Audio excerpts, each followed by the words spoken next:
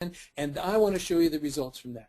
So we did traditional screening for the 6 months of 2001, the first 6 months, and then we switched over for the second 6 months, and we had 120 patients diagnosed with gestational diabetes. 3.8% of the population, when we were using the two-step test, were diagnosed with GDM. We have a pretty high-risk population.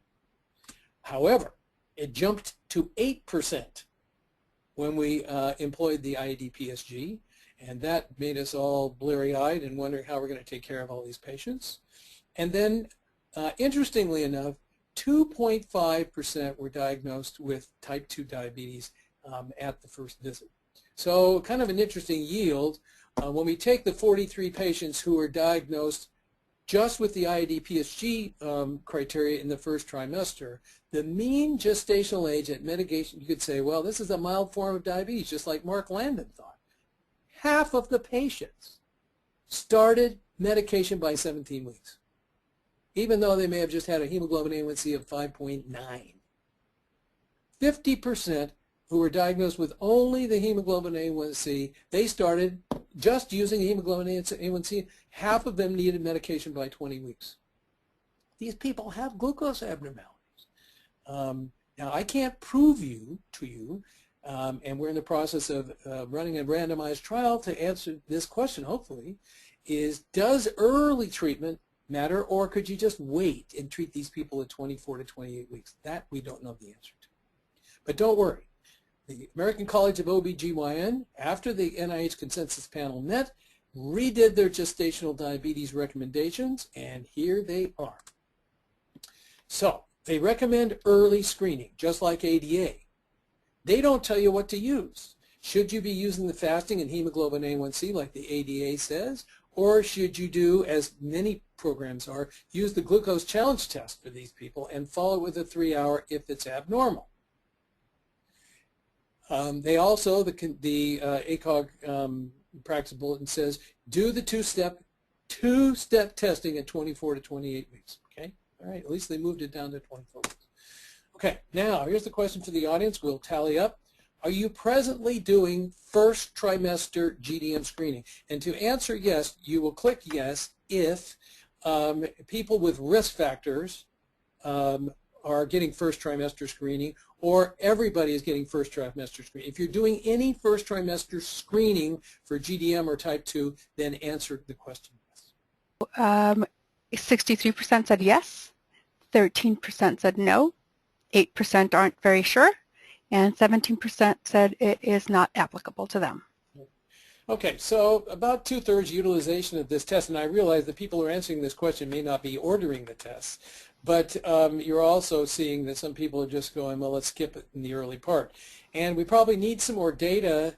A lot of these recommendations, even the old ones that we've all been living by, don't have, you know, the early treatment. And you had gestational diabetes before. Let's test you early on to see how you're doing, and yeah, you've got it. We'll start treating you. We really don't have the data that early treatment makes a difference. So I wish I could sort it out for you. I believe that if the baby is exposed to extra glucose prior to 24 weeks, I don't think that's good for it, and that's why I think lacking evidence, a smart thing to do is to care for it. That's why I think we should do exercises before we become obese, but you know, that's purely opinion. Okay, so so in this practice bulletin, the ACOG has affirmed the two-step, and it says you can pick your glucose challenge test value, use 130, 135, or 140, your choice.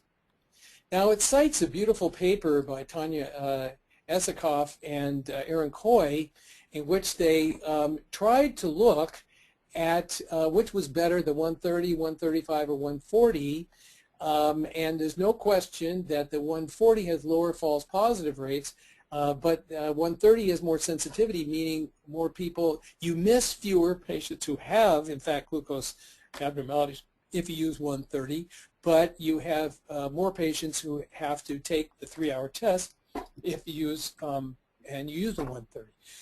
So the ACOG group said that they don't like 130 and 135, and they think we should be using 140. There's another paper that suggests 140. To be honest with you, so I think the data aren't there. Kaiser, who's a big player in our marketplace, uses 135, which is kind of a negotiated settlement. And I have not too much to say about this other than the fact that they say if you're going to be using it in your practice, pick one and use it for everybody. Don't modify it. Now that Esikoff paper I mentioned, that you actually need a different level for people of different ethnicities. If you're trying to say, for example, pick the top 10% of glucose values, you'll have higher values in African Americans and so forth. Now, so let's answer this question for all of our edification. If you're using the two-step test, what cutoff is used to decide to give the 3-hour test? Is it 130, 135, or 140? 9% are using 130, 10% are using 135, 43% are using 140, 14 aren't sure, and 23 it is not applicable. Okay. I think probably in this next era, thanks to ACOG and some of the papers that we've talked about, 140 is a reasonable number, realizing some babies are slipping through using that 140 cutoff if you're still doing the 2-hour test. Okay, so I'm going to go past that slide, which talks about using 130, 140 versus ethnicities. And I'm going to go past that slide and then talk just a moment about gestational diabetes so I can answer postpartum testing so I can answer some questions. This is an algorithm for testing after gestational diabetes, and I want to point out what you already know is no study has shown more than about 20 or 25% of women ever get this test following. Now remember, as many as have, probably at least a third of the patients who have gestational diabetes probably are going to have type 2 soon, and many of them have it right then. Failing to perform that test at the end of the pregnancy and failing to perform the early test at the start of the next pregnancy puts some fetuses at risk for mothers with overt diabetes. And some women who have overt diabetes that their practitioners have not apprised them of because of the failure to do the testing, or the mothers failing to come in. So I think everybody in the audience knows that this is hard to get this done. There are a million solutions. None of them have really worked. But I don't want to undersell its importance, because if you believe in transgenerational inheritance of obesity and diabetes, we need this test. Okay, so what's the future? One step or two step, choose for your organization. We need lots of data, don't we? We need to know about these pre-diabetic women and if treatment of them is beneficial. And we're doing a study here at UCSD that hopefully will be enlightening. And then finally, I think more important than anything, for the patients that you've identified, please help those women to any mechanisms you have to optimize the glucose control, because you're making a difference in that baby's life, at least short term and probably long term, and use the event of gestational diabetes as the opportunity to change her life, because having a life of diabetes can be a manageable existence, but if it's poorly managed, we all know what the outcomes are.